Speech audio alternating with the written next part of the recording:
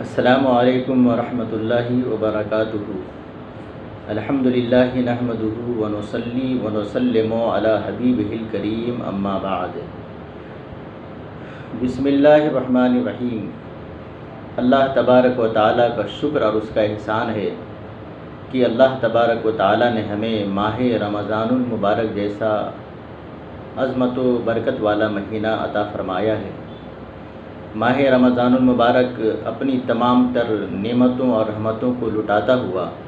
ہمارے سامنے ہمارے سروں پر جلوہ فگن ہے۔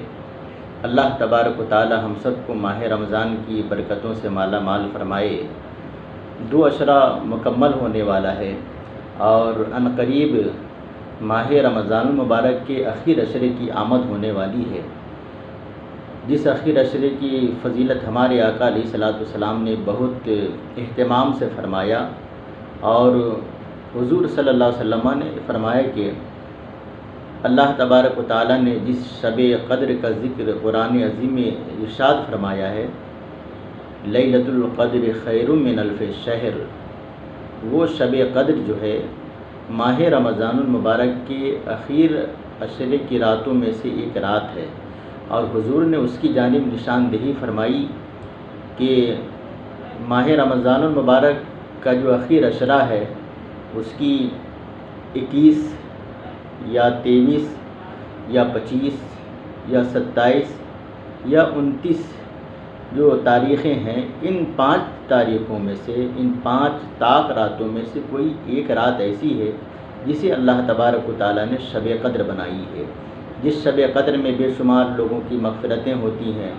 اور بے شمار گنہگاروں کو اللہ تعالیٰ معاف فرماتا ہے، بے حساب جہنمیوں کو اللہ تعالیٰ جہنم سے آزادی کا پروانہ دیتا ہے۔ اسی لیے میرے آقا علیہ الصلوۃ والسلام نے فرمایا کہ تم ماہ رمضان المبارک کے اخیر اشرے کا اعتکاف کرو اور ان کی طاق راتوں میں شب قدر کو تلاشو۔ اللہ تبارک و تعالیٰ نے اس میں بہت ساری نعمتوں اور برکتوں کو اور مغفرتوں کو رکھا ہے۔ یہی وجہ ہے کہ ہمارے آقا جناب محمد رسول اللہ صلی اللہ تبارک و تعالیٰ علیہ وسلم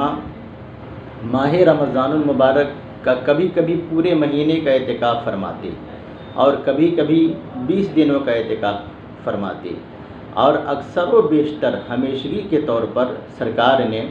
ماہ رمضان المبارک کے اخیر اشرے کا اعتکاف فرمایا۔ حضرت عائشہ صدیقہ رضی اللہ تعالی عنہ فرماتی ہیں کہ حضور صلی اللہ علیہ وسلم نے ہمیشہ ماہ رمضان المبارک کے اخیر اشرے کا اعتکاف فرمایا۔ یہی وجہ ہے کہ حضور صلی اللہ علیہ وسلم کے وصال فرمانے کے بعد امہات المومنین نے بھی اس کا اہتمام فرمایا، اور وہ بھی اپنے اپنے طور پر اعتکاف فرمایا کرتی تھیں۔ لہٰذا اللہ تبارک و تعالی ہمیں توفیق عطا فرمائے کہ یہ جو عنقریب ماہ رمضان المبارک کے اخیر اشرے کی آمد ہونے والی ہے، اللہ تبارک و تعالی ہمیں اس میں اعتکاف کرنے کی توفیق عطا فرمائے۔ اعتکاف کے بہت سارے فضائل ہیں، اور ان فضائل میں سے یہ بھی ہے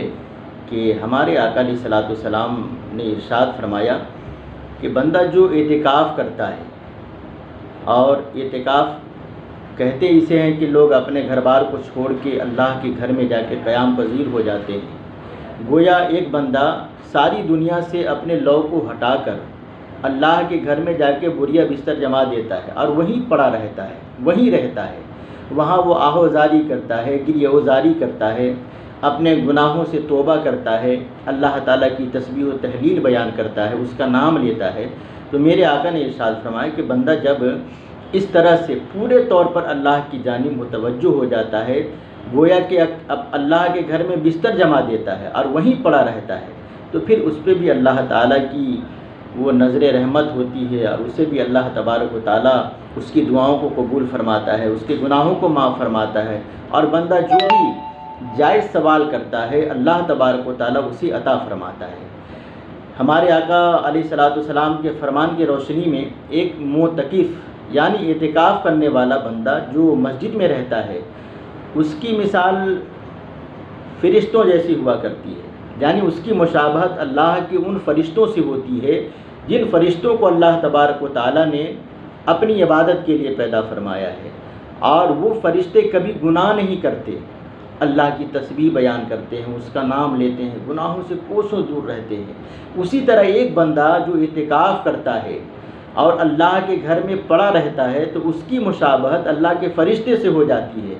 کہ کم سے کم وہ جتنے دنوں تک اعتکاف میں رہتا ہے گناہوں سے بچا رہتا ہے، بدکاریوں سے بچا رہتا ہے، سیاہ کاریوں سے بچا رہتا ہے، اور وہ بھی قرآن عظیم کی تلاوت کرتا ہے، کبھی نوافل پڑھتا ہے، کبھی سنن پڑھتا ہے، کبھی قضائے عمری پڑھتا ہے، قرآن عظیم کی تلاوت کرتا ہے، تسبیح و تحلیل کرتا ہے، تو گویا کہ اس کی مشابہت اللہ کے ان فرشتوں سے ہو جاتی ہے جو گناہوں سے پاک ہوتے ہیں اور صرف جو ہے اللہ کے نام کی تسبیح لیا کرتے ہیں اور اللہ کا نام لیتے ہیں۔ مولا علی کرم اللہ وجہ الکریم سے مروی ہے، فرماتے ہیں کہ جو بندہ رمضان المبارک کے اخیر عشرے کا اعتکاف کرتا ہے،